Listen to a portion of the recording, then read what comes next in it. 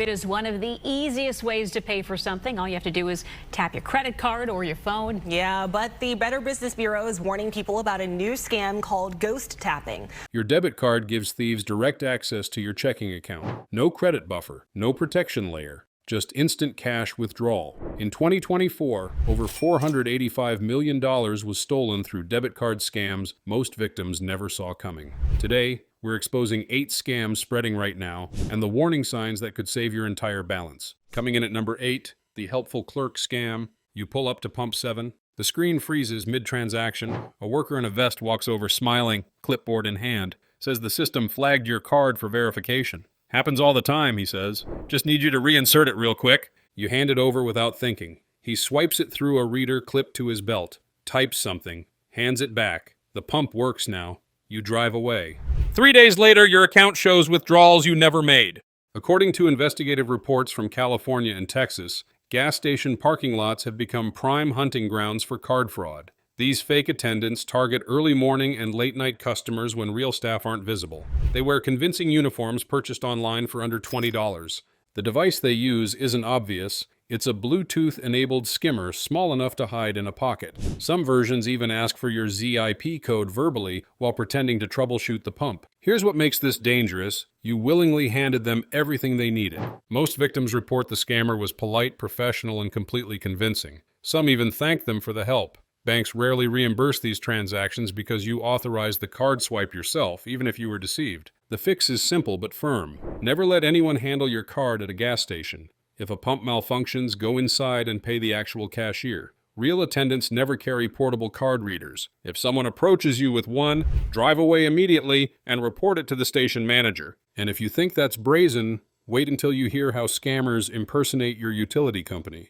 At number 7, here's one that preys on panic. Your phone rings. The caller ID says it's your power company. The voice on the other end is stern, official. Says your account is past due. Claims the power will be shut off in 2 hours unless you pay immediately. They need a debit card number right now. You're confused. You paid last month, but they insist the payment never cleared. They even recite your address to prove it's real. The fear sets in. You start reading your card number aloud. Federal data shows utility impersonation scams stole over $68 million last year. Seniors on fixed incomes were hit the hardest. Many lost their entire Social Security deposit within minutes of the call. Some victims didn't discover the theft until they tried to pay for groceries and their card was declined. The scammer uses spoofed caller ID to display the real utility company's number. Some even know details about your account pulled from data breaches or public records. They create urgency so you don't have time to verify anything. The script is carefully designed to trigger panic, not reason. And here's the trap most people fall into. They assume caller ID proves legitimacy. It doesn't. Scammers can fake any number. Real utility companies send written warnings before disconnection. They never demand immediate payment over the phone. They don't ask for debit card numbers during calls. And they certainly don't threaten same-day shutoffs without prior notice. If you get this call, hang up. Look up your utility company's number yourself. Call them back directly using the number from your bill, not the one from the incoming call. Verify your account status before giving any information. Has this ever happened to you or someone you know? Drop your story below. That's telephone intimidation, but the next scam comes disguised as a friendly transaction. Sliding in at number 6, the overpayment trick. You list a couch for $200. A buyer messages within minutes, says they'll pay tonight, sends you $300 through Zelle, then apologizes, says they accidentally overpaid, asks you to send the extra 100 back using your debit card. You refund it immediately. The buyer seems grateful. Then, 2 days later, the original payment vanishes. Your bank says it was sent from a stolen account. Now you're out the couch, the 100 you refunded, and your account is flagged for fraud. The bank launches an investigation. Your debit card gets frozen. You can't access your own money for a week while they sort it out. Consumer protection reports confirm this scam cost sellers over $52 million in 2024 alone. It targets anyone selling furniture, electronics, or vehicles on Facebook Marketplace, Craigslist, or OfferUp. The average loss per victim was $430. But some people lost thousands when selling cars or expensive equipment. The scammer uses a compromised account to send the initial payment. It looks real because it briefly shows in your balance. But once the victim reports the fraud, the bank reverses the transaction. By then, you've already sent real money from your own debit card. What most people don't realize is this: refunded money can't be recovered once sent.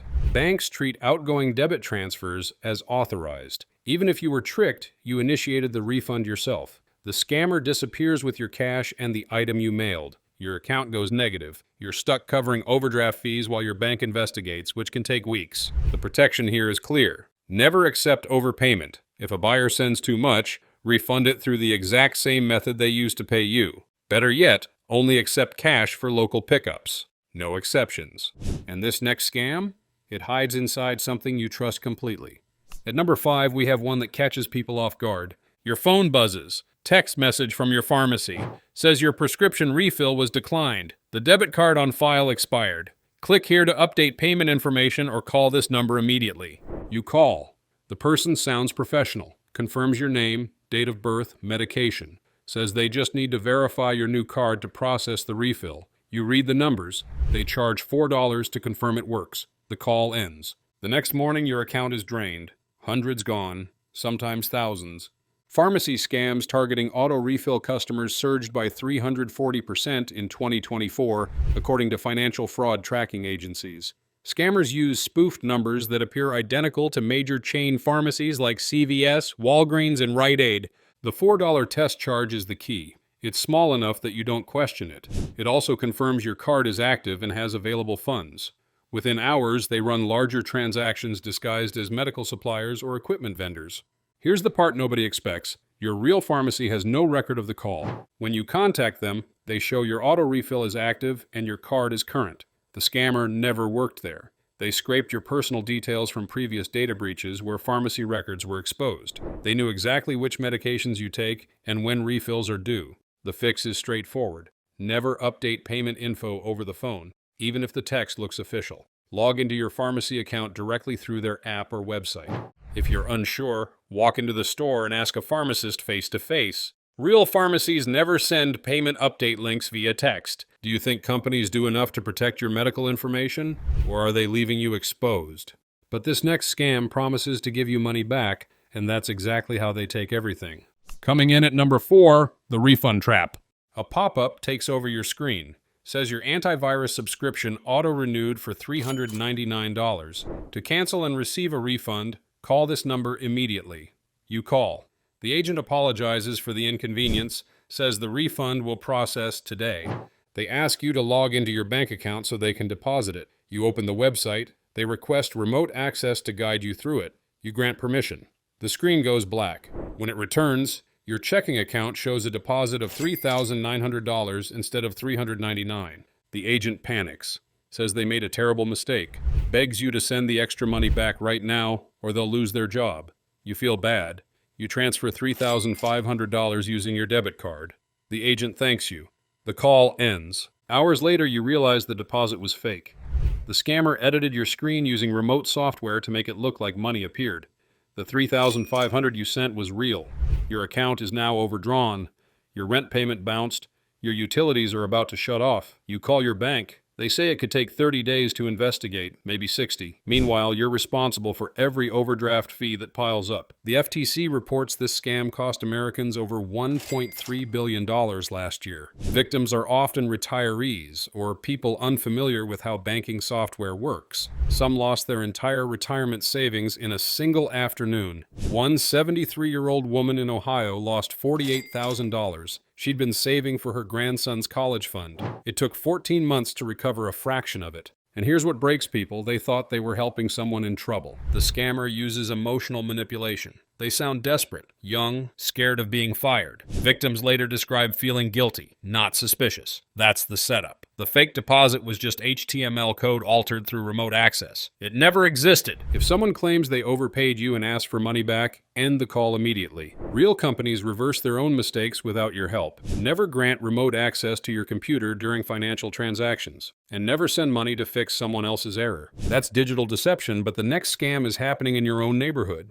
At number 3, here's one that hits closer to home. You post in your neighborhood Facebook group, need a handyman to fix a leaking pipe. Someone responds within an hour. Profile shows local projects, good reviews, offers a fair price, says he needs a $200 deposit for materials, asks if you can Venmo or use your debit card. You send it. He confirms he'll start Monday. Monday comes, no show. You message him, no response. You check his profile, it's gone. You call the number, disconnected. The $200 is gone. Consumer protection agencies report contractor deposit scams increased by 290% in 2024, especially in suburban areas. Scammers create fake profiles using stolen photos from real contractors' websites. They target homeowners in next-door groups, Facebook community pages, and local forums. The deposit request seems reasonable. Real contractors often ask for upfront payment to cover supplies. But scammers never intend to do the work. They collect deposits from multiple victims in the same week, then delete their profiles and vanish. What people don't realize is this: those reviews were fake too. Scammers post reviews from burner accounts they control. Some even pay for aged Facebook profiles that look established.